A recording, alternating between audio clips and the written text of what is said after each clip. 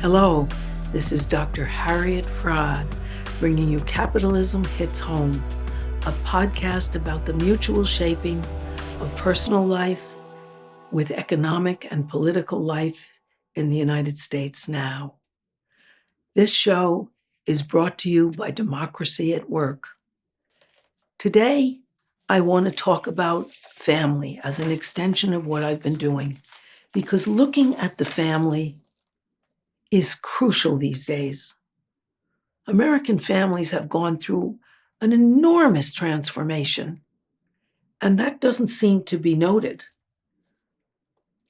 The messages we get is that the isolated nuclear family is an eternal organization of human beings, an eternal way to raise children. Well, that's not true.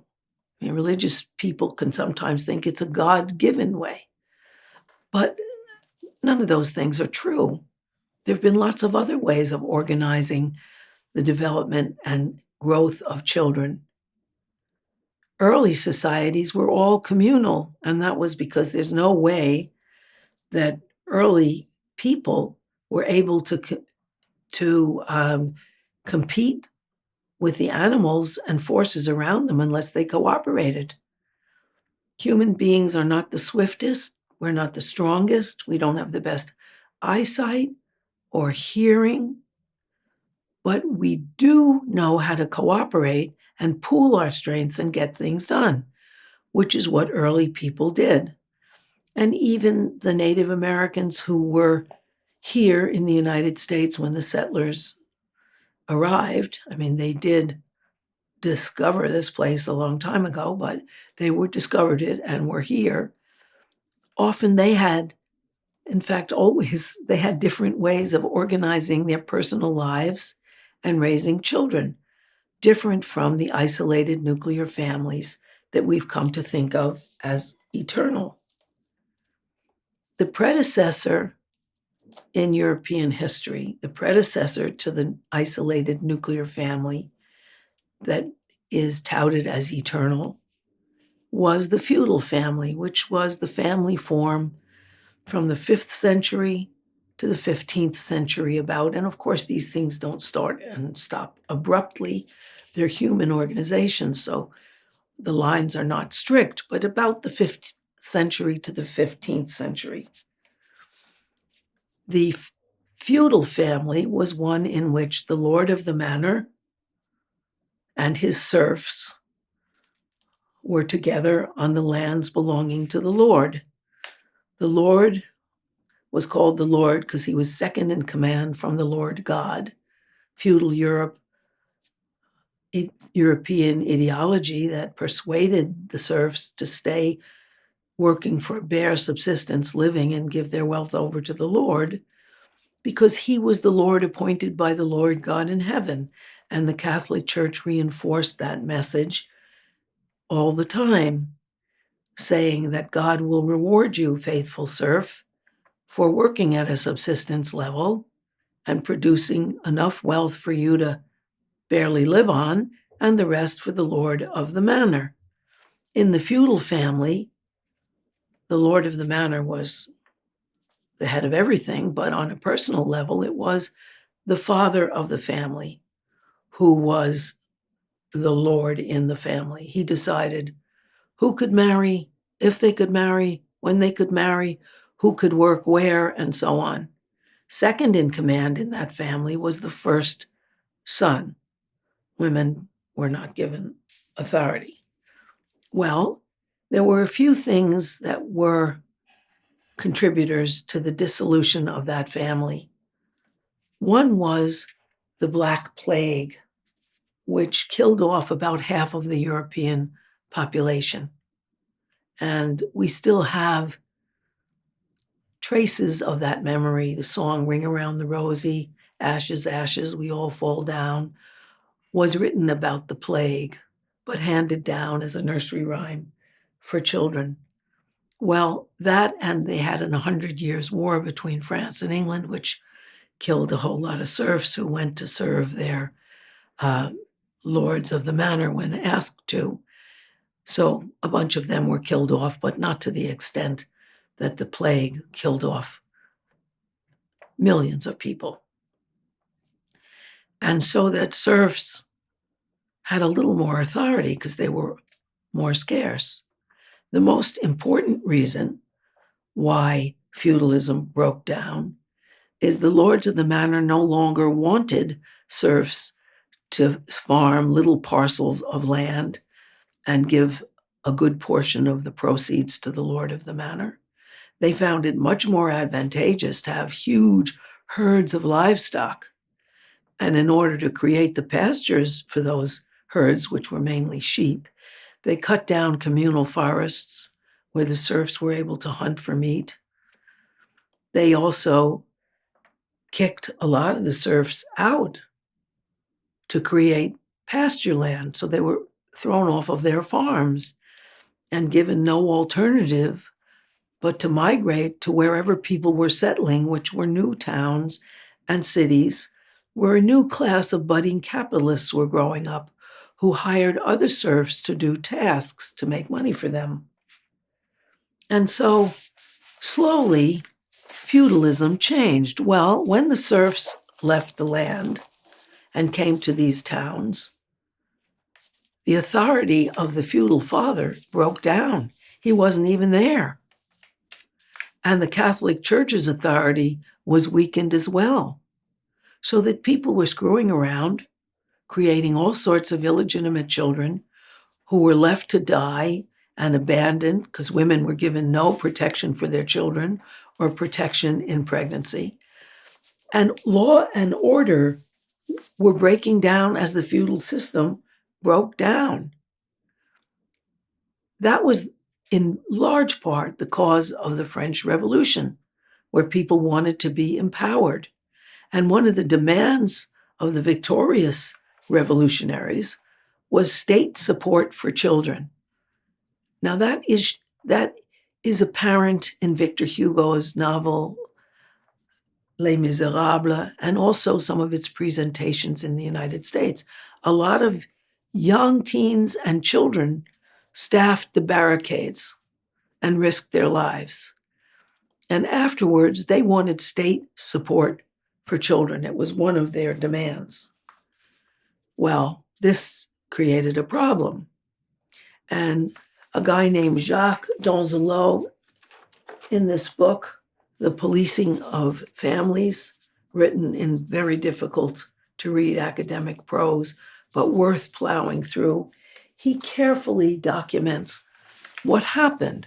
There were meetings of the only people wealthy enough to pay the taxes to support public child rearing by the state.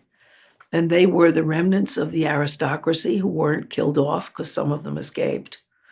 The remnants of the Catholic Church who weren't killed off because the Catholic Church owned vast feudal lands and had a lot of serfs. So a lot of them were murdered as well as part of the French Revolution.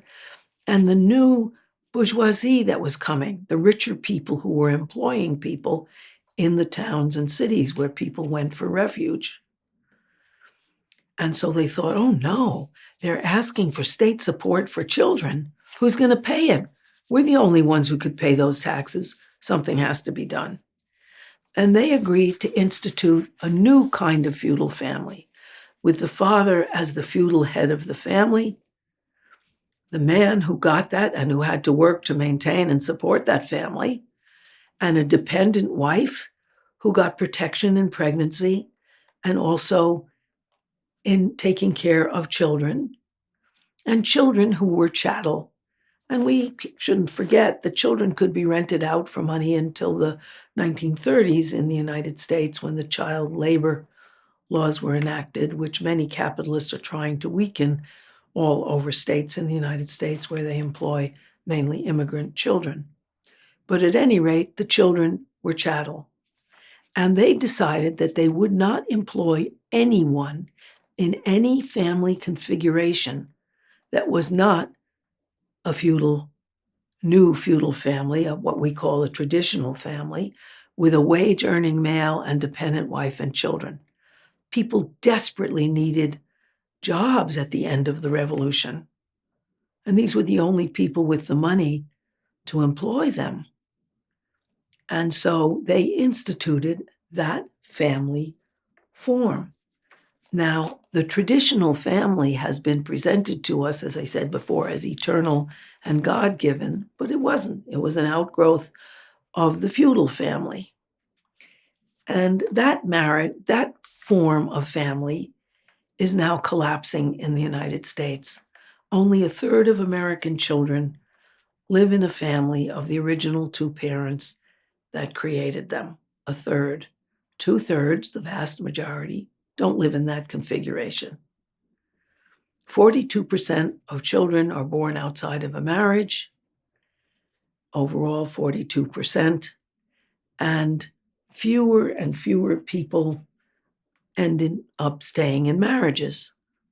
50% of people's first marriages end in separation or divorce. These are legal marriages. 67% of second marriages end in separation or divorce that is legal. And 73% of third marriages end in separation or divorce that is legal. Then we have to count about 15 to 20% of people who just dissolve their marriage. They don't have kids to fight over. Either nobody wants them or only one parent is willing to take them. They don't have wealth to fight over, so they make personal agreements, which are or aren't kept, and just split. Marriage has declined, particularly in the United States, for blue-collar men. Now, why is that? Well, what has happened is, until the mid-70s, white men in the United States were given family wages, i.e., wages that supported a dependent wife and children. They had the full-time labor of a wife at home, white men did, connecting them with other men, connecting them with their children, inviting their relatives and friends over, giving them emotional support and social support, and taking care of their children as well as their homes. Well, starting in the mid-70s, they couldn't afford that anymore. Manufacturing jobs were switched to countries that don't pay anywhere near equal wages. Chinese wages are the highest, and they're about $3.10 an hour, whereas wages in Bangladesh and India are more like $1 something an hour. And so that was much cheaper for them. Plus, there were no ecological considerations that were enforced and no benefits. So huge money was able to be made and then brought back to the United States, where they mainly bought our political system, which is unfortunately does allow it to be itself to be bought. And because of that, blue-collar marriages among white people followed the pattern of black families. In 1965, Senator Patrick Moynihan wrote the Moynihan Report about the black family, saying the black family was not viable, had many more separations and problems, because black men were too lustful to stay with one woman and were also too lazy to support their families. Rather a racist interpretation.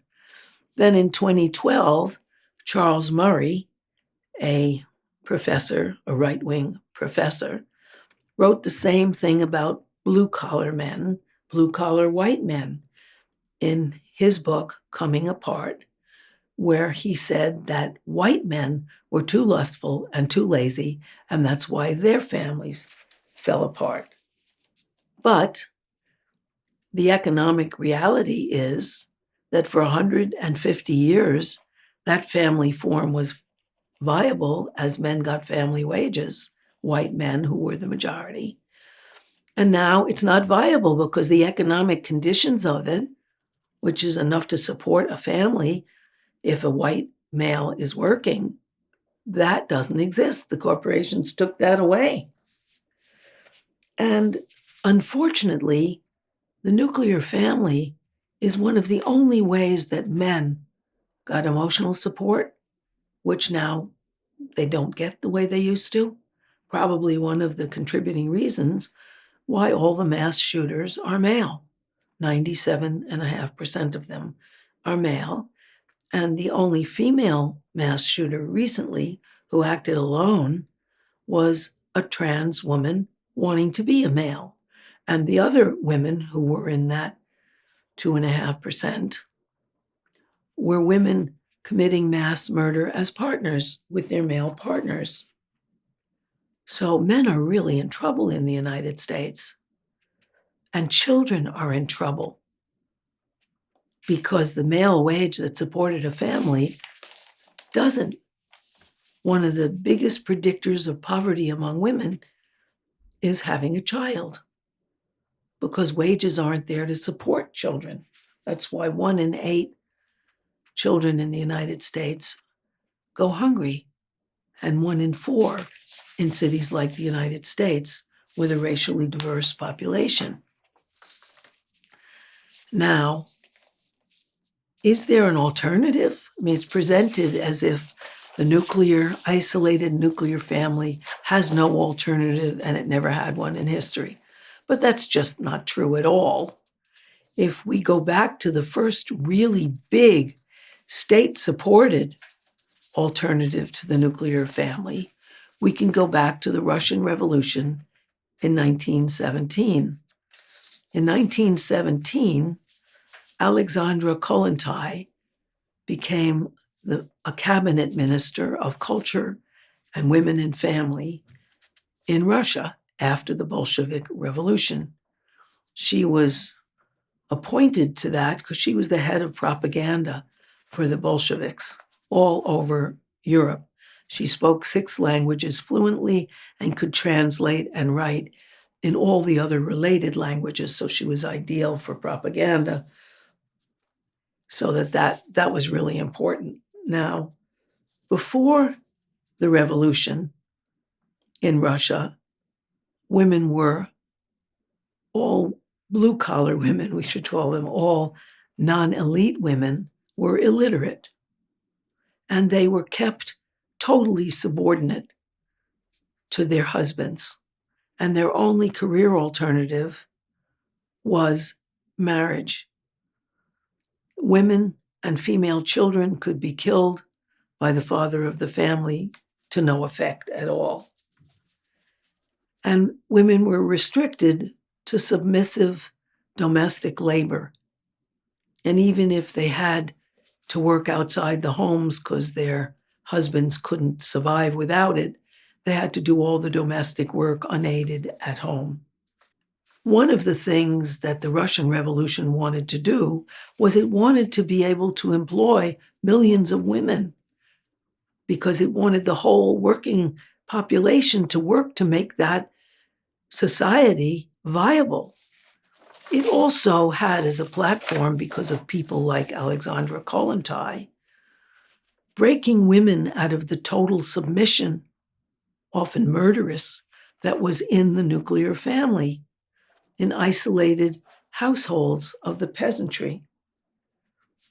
And therefore, the Bolsheviks passed measures that were designed to liberate both men and women, but particularly women and children, from isolated nuclear families where they could be killed, and particularly where females could be killed and had to do everything in subordination to their husbands. There are remnants of that in the American traditional family. The Southern Baptist Convention, which is the Southern Baptists are the biggest religious group in the United States, and one of the gender laws, the laws on men and women, is that women must remain subordinate to men. Men are supposed to be protective, but women must be subordinate. One of the first things the Bolsheviks did was they secularized marriage. So people understood this was an agreement between people. God had nothing to do with it. So you don't have to worry that if you want to leave an abusive marriage, God will frown on you.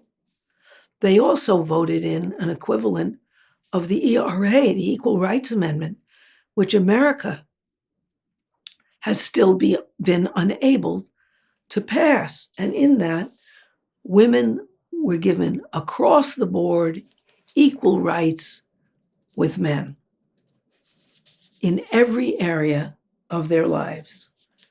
When they married, either men could take their wife's name, or the woman could take the man's name or keep her own. It was their choice, in order to illustrate that both people were equal.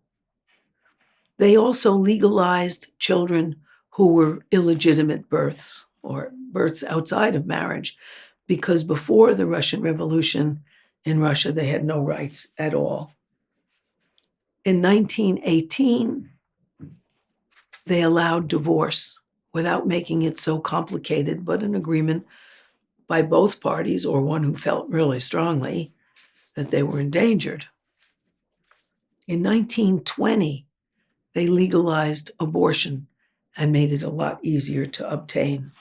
Also in 1920, they created communal child care centers where people could bring their children to be watched by experts, watched carefully, and after-school programs and summer programs, and also canteens at the factories where women who worked in manufacturing, who were the majority of the women they employed, could bring home food for their families to have at night so they wouldn't have to cook for everyone and shop for everyone. They started what was called the Zen Hotel, a movement of women. They had big conferences of women, of 1,000 women at a time, who walked as much as 50 miles to go to these meetings, where they learned about their own rights, where they learned about social policy, where they learned about economics, in order to bring them into the political sphere and have the new Bolshevik government supported by the majority of its people, including empowered women.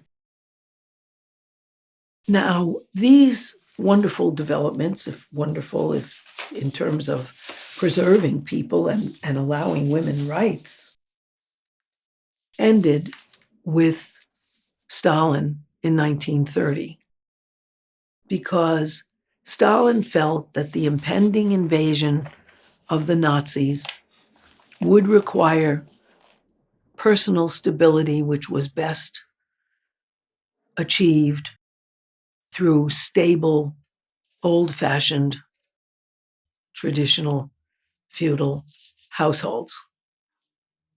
He also said that equality had already been created, which of course it hadn't.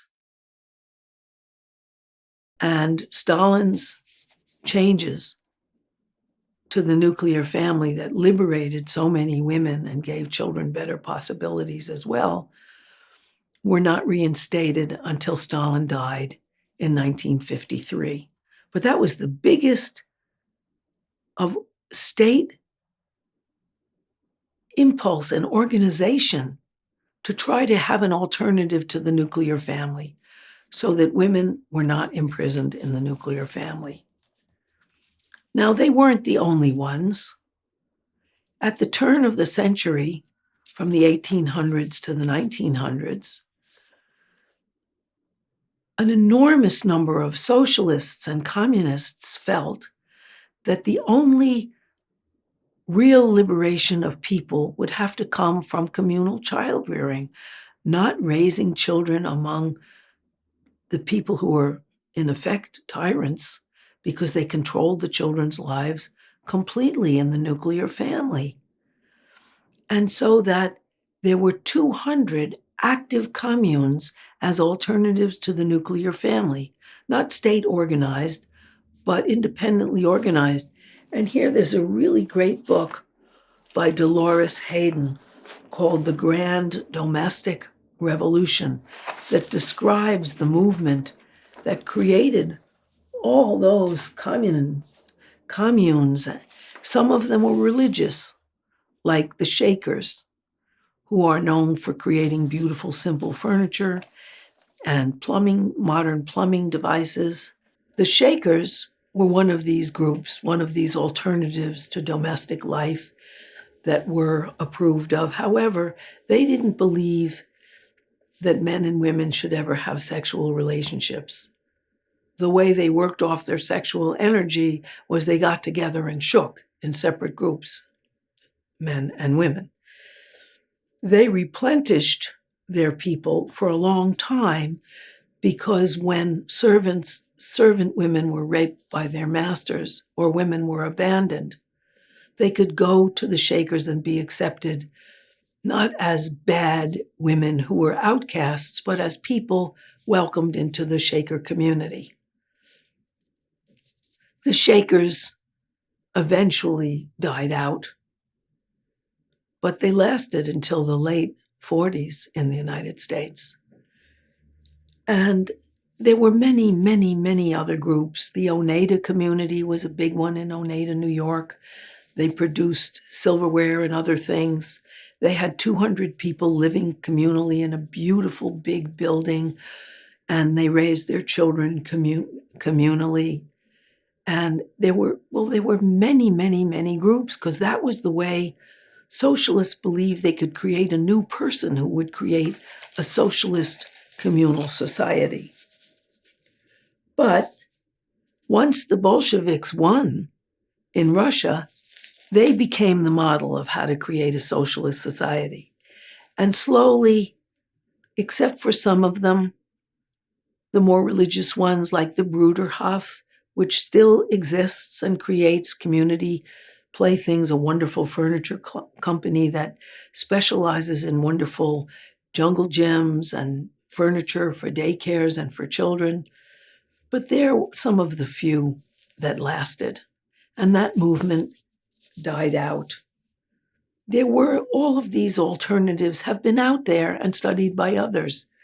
There's a good book called Everyday Utopia, a new book by Kristen Godsey that talks a lot about these experiments. And there's another one, Abolition